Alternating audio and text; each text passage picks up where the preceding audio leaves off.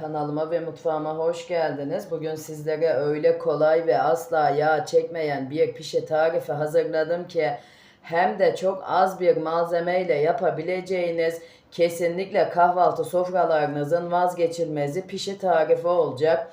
Evet, fazla da kıymetli vaktinizi almak istemiyorum. Tarifimin yapılışına geçmek istiyorum.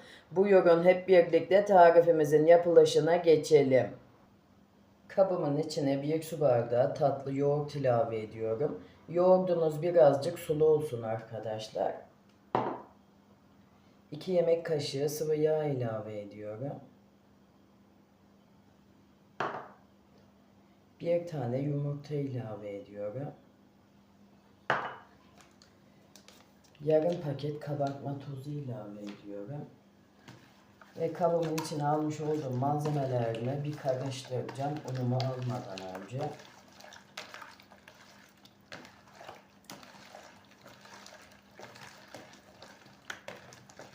Tamam, yeterli.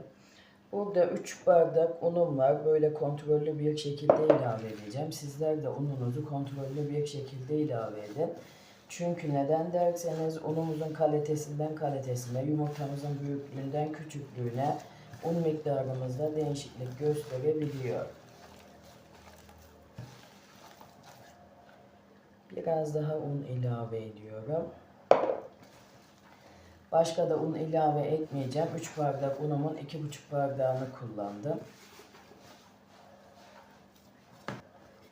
Şimdi hamurumu pürüzsüz hale gelinceye kadar yoğuracağım. Hamurumu yoğurdum pürüzsüz hale gelinceye kadar.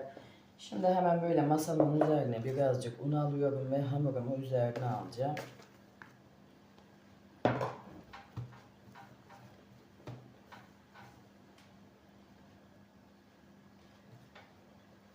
Hamurumu 4 parçaya bölüyorum.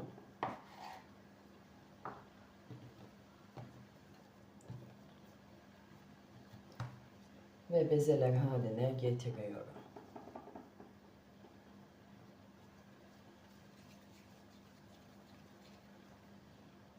Böyle bu şekilde.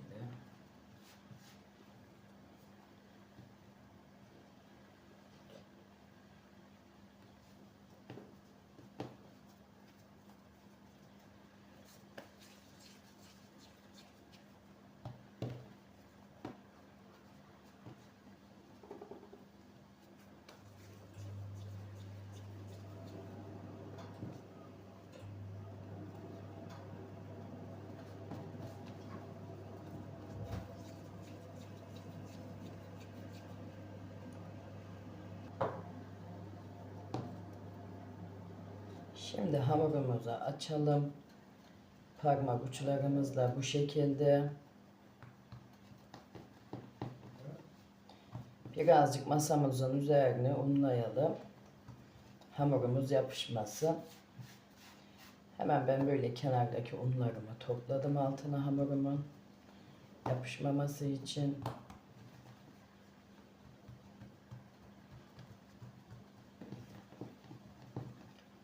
Hamurum yapışıyor. Birazcık daha un ilave edeceğim.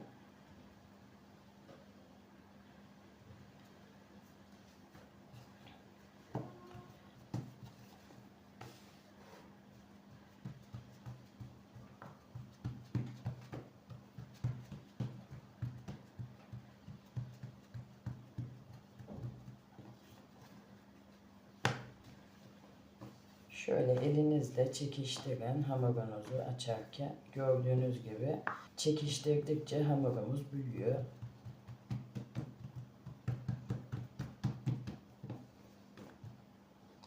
Tamam, yeterli.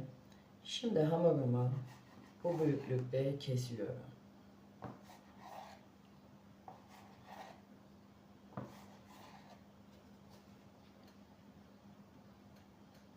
Sonra bu şekilde de kesiyorum. Pişimizin şekli bu şekilde olacak. Hemen yan tarafa alıyorum.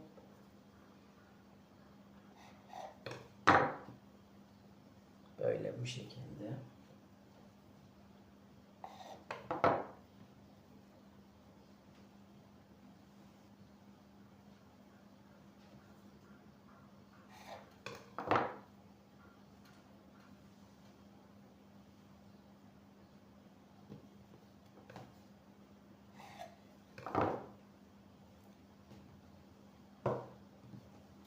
Şimdi diğer hamurlarımı da aynısı gibi sizlere gösterdiğim gibi yapıp bitireceğim.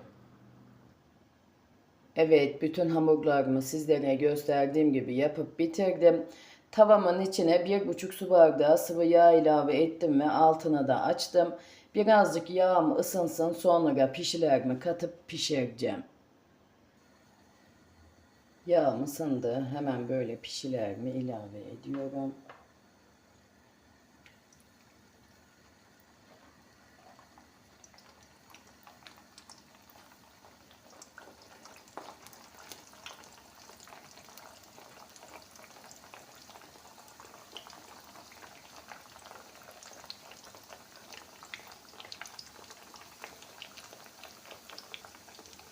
Şimdi her iki tarafı kızarana kadar pişilerimi pişireceğim. Böyle yağımızdan alalım ve pişimizin üzerine ilave edelim. Üzeri kabuk bağlamasın pişilerimizi.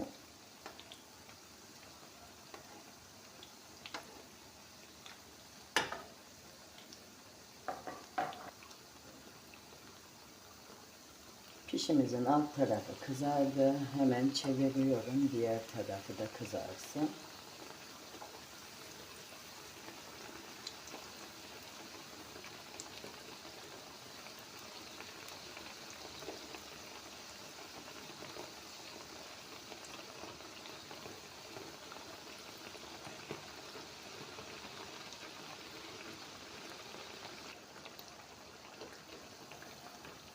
Evet, pişimin diğer tarafı da kızardı. Şimdi hemen böyle servis tabağıma çıkartıyorum.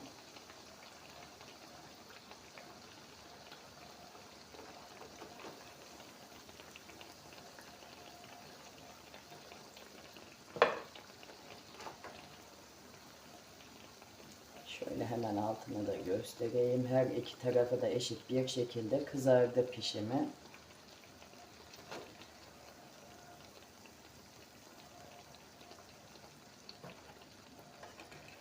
Hemen bu kenardakini döndürmek istiyorum. Biraz daha kızarsın.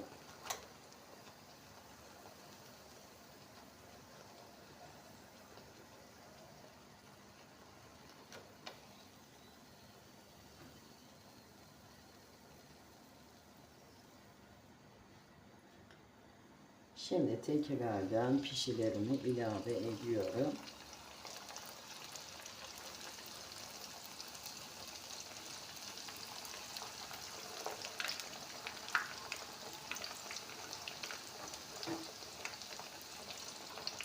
Şimdi hepsini sizlere gösterdiğim gibi pişirip bitireceğim.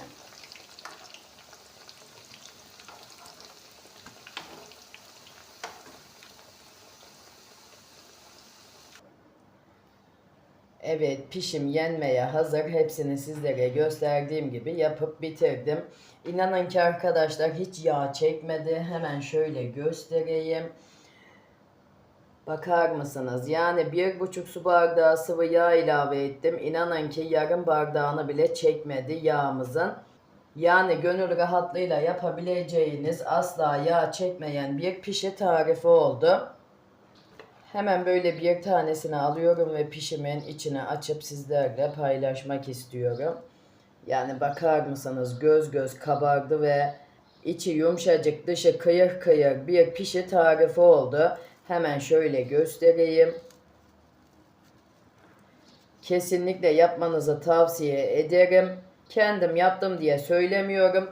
Beğenmediğim ve daha önceden denemediğim hiçbir tarifimi de siz değerli takipçilerimle paylaşmıyorum. Bundan da kesinlikle emin olabilirsiniz.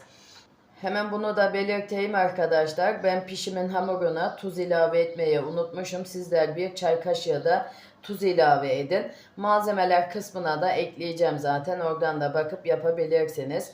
Evet, bugünkü tarifim de buraya kadardı. Umarım beğenirsiniz ve daha güzellerini sizler yaparsınız. Yine tarifimle alakalı aklınıza takılan sorular olursa yorumlar kısmına yazarsanız elimden geldiği kadar hızlı cevap vermeye çalışıyorum. Kendinize iyi bakın. Allah'a emanet olun. Hoşça kalın.